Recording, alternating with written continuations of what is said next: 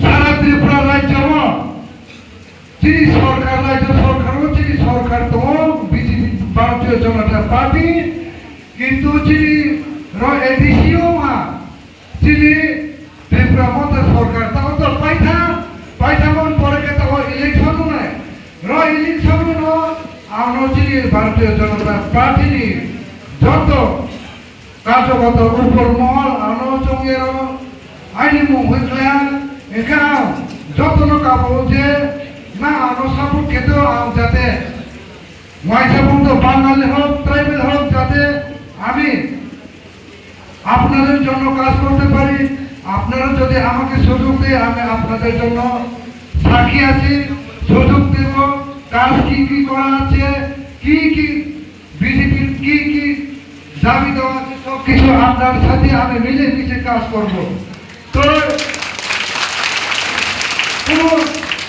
এখানে ট্রাইবেল বাঙালি নয়, আমরা প্রতি পরিবার পার্টি সর্বভারতীয় দল নরেন্দ্র মোদীজি আমাদের আদরণীয় প্রধানমন্ত্রী পার্টি। তো আমরা কোনো ভেদাভেদ নেই, আমরা শুধু ডেভেলপ হতে হবে। তার জন্য আমরা দেখতে হবে যে একই ধরনের উন্নতি হয়ে ত্রিপুরাকে এক ত্রিপুরা শ্রেষ্ঠ ত্রিপুরা করতে পারি।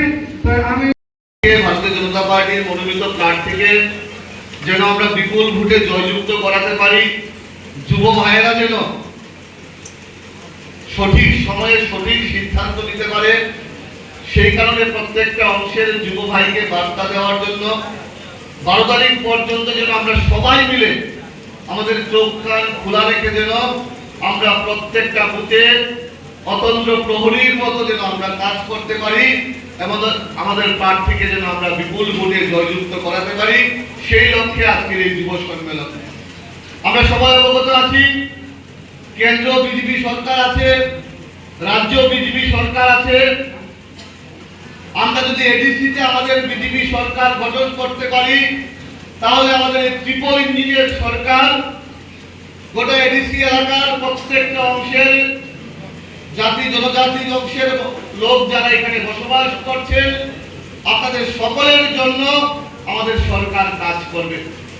আমরা সবাই অবগত আছি ভারতীয় জনতা পার্টি কথা কাজে আমরা প্রত্যেকটা সময় প্রত্যেকটা জায়গায় যে কথা বলি সেই সিদ্ধান্ত অনুযায়ী কিন্তু আমরা কাজ করি। আমরা অন্যান্য রাজনৈতিক দলের মতো না, আমরা অন্যান্য রাজনৈতিক দলের নেতৃত্বদের মতো আমাদের নেতৃত্বরা হয় না। অন্যান্য রাজনৈতিক দল মানুষকে ভুল বুঝিয়ে মানুষকে বোকা বানিয়ে নিজের ফায়দাটা গুছানোর জন্য কাজ করে। এখানে ত্রিপুরা কথা নিয়ে বিভিন্ন রাজনৈতিক দল নিয়ে বিভিন্ন আলোচনা হয়েছে।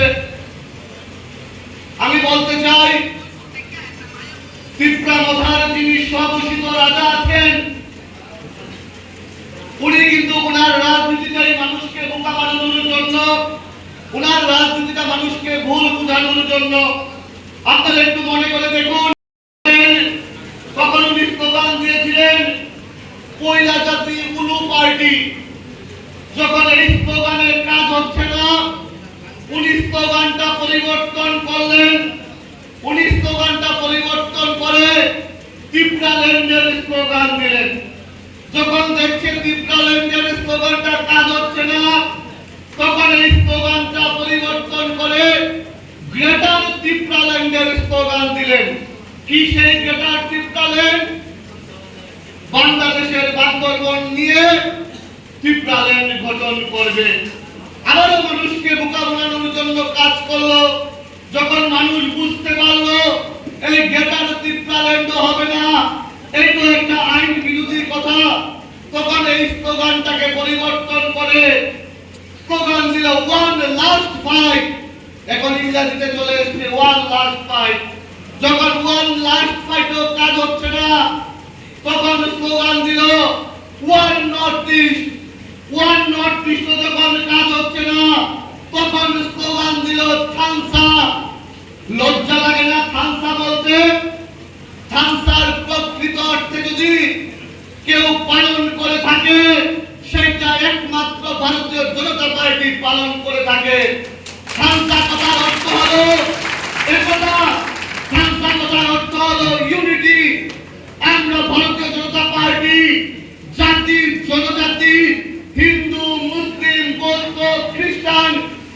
প্রত্যেকটা অংশের লোককে নিয়ে, সাধারণ নাগরিককে নিয়ে আমাদের ভারতীয় জনতা পার্টি কাজ করছে এবং সেই স্থানটার স্লোগানটাও নরেন্দ্র মোদীজি থেকে কপি করে নিয়ে এসছে।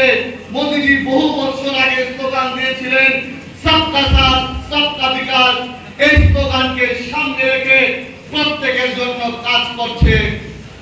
উনি ধানসা বলছেন কিন্তু জনজাতি কার্যকর্তাদের উপর আক্রমণ করছেন।